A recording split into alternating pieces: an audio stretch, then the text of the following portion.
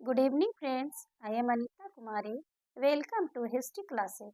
आज मैं मगध का उत्कर्ष से बहुत ही अच्छा ट्रिक लेकर आई हूँ विथ शॉर्ट ट्रिक।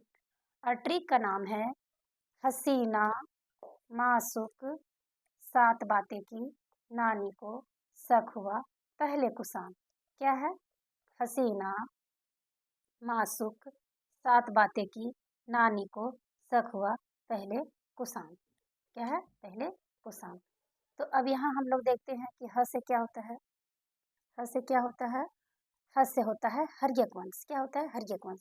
सी से होता है शिशुनाग वंश। ना से होता है नंद वंश। मा से होता है मौर्य वंश। सु से होता है शुंग वंश। क से होता है कण्व वंश। सात से होता है सातवाहन वंश। बाते की से होता है वकाटक वंश। नानी को होता है हिंद यूनानी। शक हुआ यानी कि शक हुआ से हुआ शक। उसके बाद शक हुआ से क्या हो गया? शक। पहले से हो गया पल्लव। कुषाण से हो गया कुषाण। तो हिंद यूनानी शक पल्लव और कुषाण ये क्या थे? विदेशी उत्तराधिकारी थे। तो ये मैं अभी आप लोग को मगध का उत्कर्ष का ट्रिक बताई हूँ। अब हर्यक वंश देखते हैं। हर्यक वंश, हर्यक वंश को पितृ हत्या वंश के नाम से जाना जाता है। और हर्यक वंश का ट्रिक इस तरह है। हरी बर्ड आज उड़ना, हरी बर्ड आज उड़ना।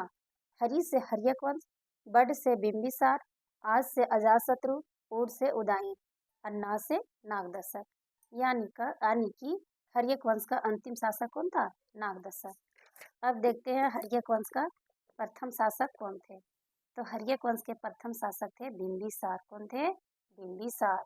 अब बिंबिसार का उपनाम क्या था? श्रेणी। धर्म में क्या था? बौद्ध प्लस जैन। पत्नी का क्या नाम था? पहली पत्नी का चेलना चेटक की बहन थी। दूसरी पत्नी महाकौशल प्रसेनजीत की बहन थी। तीसरी पत्नी क्षेमा जो मद्र की राजकुमारी थी। इनका अन्य महत्वपूर्ण बिंदु था राज्यवेद। जो इनका राज्यवेद का नाम क्या था? जीवक। और इनको किनके लिए भेजा गया था सहायता के लिए? अवंती के राजा चंद्रप्रद्योत को। चंद्रप्रद्योत को क्या हो गया था? पीलिया नामक बीमारी हो गया था। वही इनका इलाज के लिए बिंबिसार अपना राज्यवेद जीवक को भेजे थे। अब ये क्या था? बिंबिसार फर्स्ट राजा थे। इनकी प्रशासनिक व्यवस्था जो है 544 ईसा पूर्व से 492 ईसा पूर्व तक शासन किए थे। और ये 52 ईयर्स तक शासन किए थे। और इनकी राजधानी थी राजगृह। बिंबिसार की राजधानी राजगृह। उसके बाद देखते हैं अजातशत्रु। अजातशत्रु के बारे में कुछ इंपॉर्टेंट फैक्ट है। इन्हें क्या कहा गया था? कुनिक। ये कौन से धर्म को मानते थे? बौद्ध धर्म। इनकी पत्नी का क्या नाम था? वजीरा। और ये वजीरा कौन थी? प्रसेनजीत की पुत्री थी। और इनका क्या था? एक दो ठो शस्त्र था। और वो दो ठो शस्त्र का नाम क्या था? आप लोग को जरूर मालूम होगा। एक था महाशिलाकंटक। क्या था? महाशिलाकंटक। और दूसरा था, नहीं, पहला था रथ मुसल और दूसरा था महाशिलाकंटक। तो ये इनके समय में फर्स्ट बोध संगीति भी हुआ था। क्या हुआ था? फर्स्ट बोध संगीति भी हुआ था। पहला था रथ मुसल, दूसरा था महाशिलाकंटक। फर्स्ट बोध संगीति हुआ था। और इन्होंने क्या किया था? अजातशत्रु लिच्छवी गणराज्य की राजधानी वैशाली को राज्य में मिला लिया था, अपने राज्य में मिला लिया था। अब उसके बाद फिर अजातशत्रु कब से कब तक शासन किए थे हर्यक वंश में? तो ये अजातशत्रु 32 ईयर्स तक शासन किए थे। 492 से 460 ईसा पूर्व तक शासन किए थे। अब देखते हैं उदयन के बारे में। उदयन के बारे में देखेंगे तो उदयन के बारे में है, इनका धर्म जो था जैन धर्म था। इनकी पत्नी का नाम था वासव दत्ता। ये अवंती के राजा प्रद्योत की बेटी थी। किनकी बेटी थी? अवंती के राजा प्रद्योत की बेटी थी। और अन्य महत्वपूर्ण बिंदु क्या था? ये पाटलिपुत्र को सबसे पहले मगध को राजधानी बनाई। कौन? उदयन।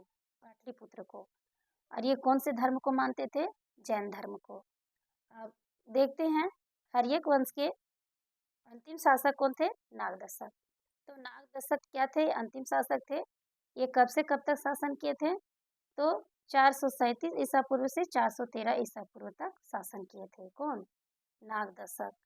तो इस तरह से हम लोगों ने हर्यक वंश के शासक को ट्रिक के साथ में देखने की कोशिश की है। अब देखते हैं शिशुनाग वंश। शिशुनाग वंश का ट्रिक है, शिशु काली नदी में मिला, शिशु काली नदी में मिला। शिशु से हो गया शिशुनाग, काली से हो गया कालासोक, नदी से हो गया नंदीवर्धन। तो इस तरह से शिशुनाग वंश का ये ट्रिक मैं खुद से बनाई हूँ। अब शिशुनाग के बारे में जानने की कोशिश करेंगे हम लोग। तो शिशुनाग क्या है, इनका कैपिटल था, कैपिटल कहाँ था, पाटलिपुत्र। पाटलिपुत्र के बाद फिर कहाँ ये बना लिए थे, वैशाली। पाटलिपुत्र से बदल कर कहाँ कर दिए थे, वैशाली। उसके बाद दूसरा शासक आते हैं शिशुनाग वंश के, कालाशोक। कालाशोक को काकवर्ण के नाम से जाना जाता है। किस नाम से जाना जाता है, काकवर्ण के नाम से भी जाना जाता है। इनका कैपिटल था वैशाली, ये वैशाली से बदलकर कहाँ कर दिया, पाटलिपुत्र। और इनके समय में थर्ड बौद्ध संगीति हुआ था, यानी तीसरी बौद्ध संगीति हुआ था कालाशोक के शासनकाल में। और ये शिशुनाग वंश का अंतिम शासक कौन थे, नंदीवर्धन। कौन थे, नंदीवर्धन। तो इस तरह से मैं हर्यक वंश और शिशुनाग वंश, दो वंशों के बारे में शॉर्ट ट्रिक के माध्यम से आप लोग को बताई हूँ। अब आगे नेक्स्ट वीडियो में आप लोग को आगे का जो है वंश मैं बताऊंगी। धन्यवाद।